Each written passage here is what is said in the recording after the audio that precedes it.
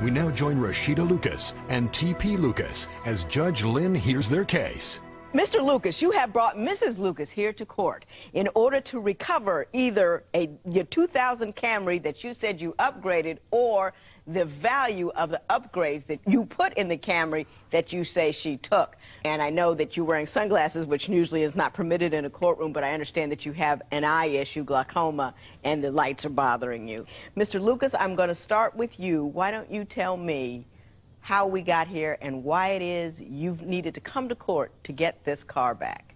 Well, Your Honor, there was nothing wrong, nothing. You know, everything was normal at my house. Everything was normal? Nothing wrong, nothing. Rashida told me, baby, I'll be back, and she left. You know, this was back in November. Mrs. Lucas, Mr. Lucas says you had a great relationship. Yes, we had a wonderful relationship. Why don't you tell me what was wonderful about it? It was wonderful. We were like best friends. I believe, you know, he's my soulmate. Everything was fine except... Except? He was too nice.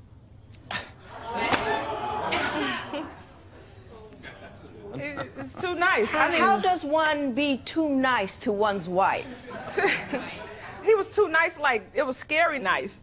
You know, it was like, you know the people that's it was like stalkerish nice, like you too nice, it's too good to be true. Give me an example, because I cannot conceive of the world that you have structured for me here. Right, I mean, you know, too nice, like, he would say, I love you, and it was like, I was like, okay, I was waiting for the punch, when you gonna kick me? It's scary. Some people just, you know, you could be nice, but you could be Lucas, too nice. You're gonna have to do better than that. Mm-hmm. He told you he loved you, and this was a problem. You put up your hands like, when is the punch gonna come? You've been married for 5 years. Has he punched you yet? No. No, he's a wonderful man. He doesn't punch you. He's a wonderful man. Yes, I'm just not used So to that. the I love you is too much for you. It's not too much, but you don't have to tell me like twice a week.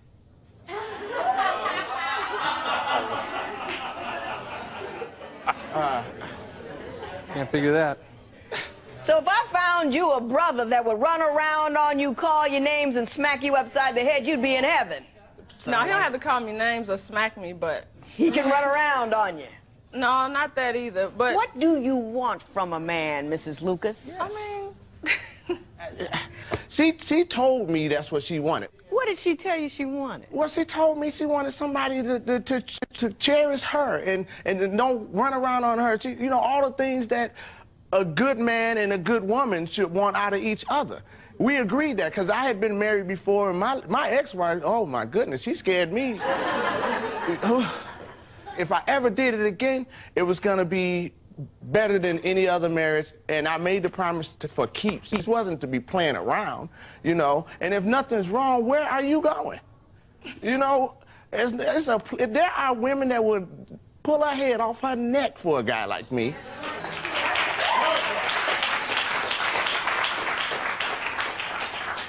I'm gonna ask you one more time. He made me gain weight. Okay, how did he make you gain weight? Because, I mean, now the man can cook, brother can throw down. But he cooked 4-course meals for breakfast, lunch, dinner. 2 o'clock in the morning, if I was hungry, he wouldn't fix me a sandwich. This man would make a whole meatloaf, potatoes and gravy, vegetables, a big stupid cup of Kool-Aid. I go to sleep right on that. Get up in the morning, he done fix French toast, pancakes, grits, biscuits. So now I'm laying on food on top of the food I just laid on a couple of hours ago. So your complaint is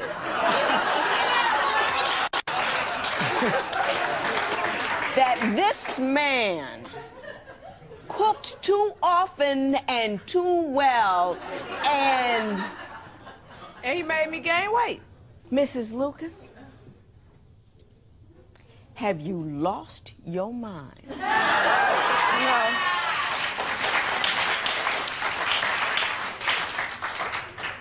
I have women coming in here whose men are leaving them because they got too heavy. You got heavy based on his... They won't cook, they won't clean, they won't pick up the house, they're controlling, they're unkind. You have got a guy who cooks for you. You have got a guy who doesn't care what size you are. You have got a guy who, who tells you that he loves you without being prompted or looking for sex, and you're telling me that you want to leave him because he treats a good black woman, which we're going to have to qualify, like good black women, a queen ought to be treated. And what you're doing is taking I am a self-centered individual. And I don't appreciate what a man has brought to my table. So I'm going to make up some stupid reason to say what it is. It's stupid. And I very rarely say that about anybody. Do I, Joe? I don't say things are stupid. Very rarely, because people have odd points of view. That's okay. But that's stupid. You need to grow up, Mrs. Lucas. Mr. Lucas, my understanding is that she took on a career you didn't know about. Yeah. Could you Absolutely. explain that to me? Because I didn't understand it. I've been out here doing the best I can to get recognition as a comic for almost 17 years. And so after she leaves me, a mutual friend tells me that he saw her in a comedy club on stage. On stage. I mean, I don't have a problem with that. But she never shared this with me at all. She never told me not one time. So she became a comedian and didn't tell you? Didn't tell me nothing. And every time I tried to talk to her about it, she didn't have time, or she didn't want to talk. She was busy or something like that. She's supportive of your comedy career? Absolutely. Absolutely. I could, like, if she was closer to the stage, she has a distinctive laugh that I love. And I would hear her, and that would just motivate me to hit the crowd a little harder, because she made me feel good. He's killing when you, she Mrs. Lucas. You know that over here. He's just killing you. I mean, he's just killing you. Did you, but he Mrs. didn't tell Lucas, you about the shows that he... Yes, you can tell me about the shows. Okay. Tell me. The shows, I supported him with his comedy. That was fine. Right. But he also had a family at home. I already worked all during the day, going to school. By the time I come in, hey, bye, I love you, he's going out. This happened all the time. By the time he's coming back in, it's time for me to leave back out. So I wasn't seeing my husband Well, that he much had to have been anymore. spending some time at home because he made you gain 30 pounds by cooking.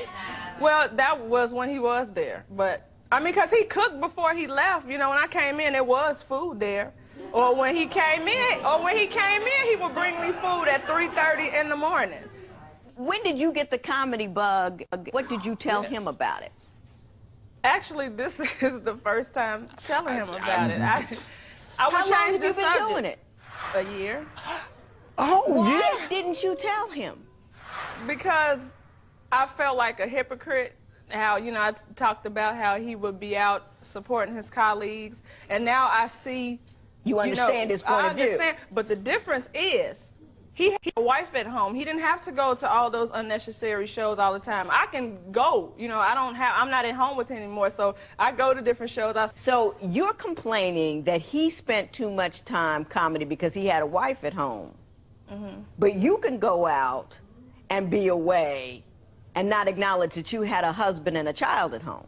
Right, but now I have, I'm a teenage mother. I make my own babysitter, so now my daughter watches my other kids while I have shows, so she's watching them right now. So everybody in your airspace ought to do for you, and you need to do for no one. Is that what you're telling me? No.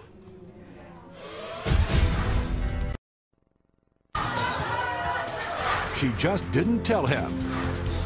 You said that you have a 14-year-old. Yes. That babysits. Yes. How many kids do you have? 4 girls. 3 of them aren't his. And did he take on the role of father for those 3? Yes, he's a wonderful father, excellent father. To even those children that aren't his? Yes. You feeling what I'm feeling? So. You still want to be with her, don't you, Mr. Lee? I'm still suffering from separation anxiety. It just don't make sense, because there was nothing wrong. I mean, if someone gave me everything that I wanted, which she did, and I was giving her in return, where are you going? Where are you going? Crazy. And That's what do where she you going. expect to find when you get there? What are you going to do about... You have a 1-year-old together. Absolutely. Yes. And she ain't even on the bottle no more. Do you see what I'm saying? One, and You don't have even need her? the bottle. Yes, I have her. Ain't nobody taking my baby nowhere. You don't have your 1-year-old? No, he wouldn't let me. He's very overprotective Well, how does the of her. 14-year-old babysit the 1-year-old you don't No, have? the 14-year-old babysits my 8 and 5-year-old. Mr. Lucas, you've came here for the return of a car. Why don't you explain that to me? I mean, where is the car and what? Yeah, where is the car? That's a good question. When she left in November? Tell she me took the about car. when she left, because I'm not understanding Well, when how I this called, thing actually when ended. she left, I didn't, pay any attention until it started getting kind of late. I called her. She told me she was at her sister's house, and that's where she's gonna be, and she hung up the phone. You're telling me she left like she was going to go get some groceries, Right? but was leaving you. She left like she was. She said her "I'll exact be words right was, back." "I'll be right back." This is the first time I've seen this woman since November. Mrs. Lucas, give me that version of the I'll be right back story. Well, I told him I was leaving. I told my sister I was on my way to Chicago. I had like 5 shows that weekend. So when I did those 5 shows, I got booked for some more. So I didn't go back. I told him I'd be right back. I didn't give him a specific time. But I did say I'll be back. Just And you me took in the car. the Toyota with you when you left? Yes. I still have the He truck. can't drive anyway. He can't see. Well, Can you see me? He can't see. On what universe do you believe that's funny? It's not funny, but I mean, he can't drive anyway. And he gave me the car as a gift. Hey, you can't respect this man at home, that's one thing, but while you in here, you will respect him and you will not make fun of the fact that he cannot see.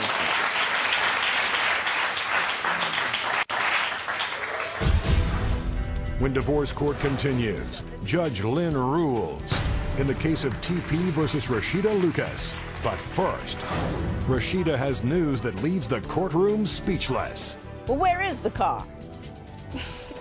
The car is...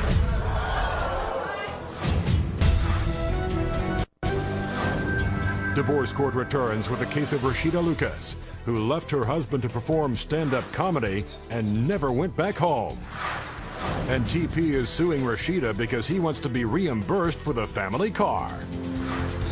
You say if you can't get the car back, you want the value of the upgrades. Tell me about the upgrades. Well, here's the thing. They sell a little chip. I upgraded that on the engine, I didn't like the wheels that were on there, so I bought rims and tires.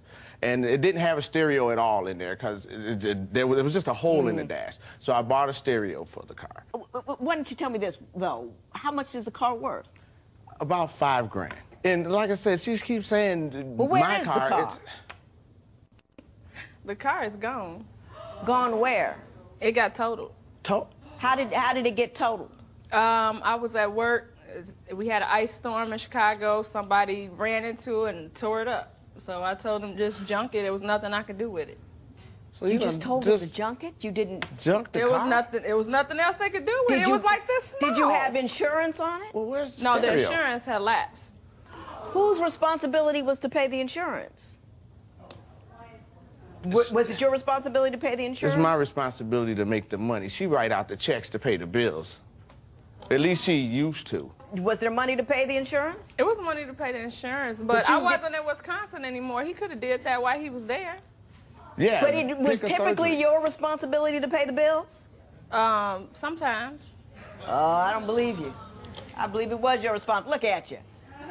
I believe it was your responsibility to pay the bills. Mr. Lucas, I'm sorry.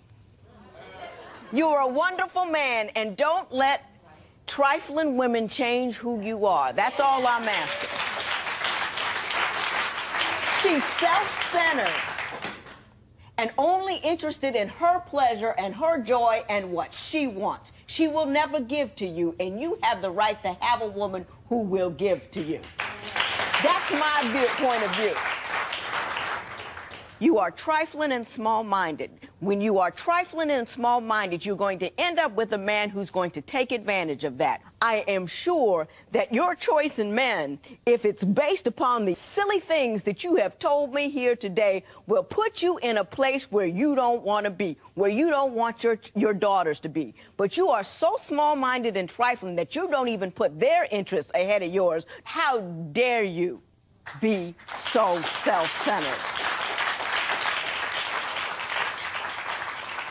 Normally, what occurs in a marriage is one person has the courtesy to tell the other person that they are leaving. At that point in time, they take the assets and they divide the assets between the two of them, and each of them takes half value at the assets. What you did, however, was dissipate an asset. In other words, what you did was you took one without his knowledge, absconded with it, and then, because of your failure to keep insurance on it, that asset was lost. As a result, you are responsible to pay him the half of that asset that would have remained had you done the appropriate thing. Judgment in favor of Mr. Lucas in the amount of $2,500. It is so ordered. All rise. Parties may leave the courtroom. Well, the kids miss you. I miss my baby. Just come back to Chicago. You come to Chicago, we can make it work. I don't know. The judge should have sentenced you to life with me and the kids. That's what she did. Put the gavel down and let you, but it's all good. I don't know what to say. Fucking believable. Fucking believable. Fucking believable. Fucking believable. Fucking believable. Fucking believable. Fucking believable. Fucking believable.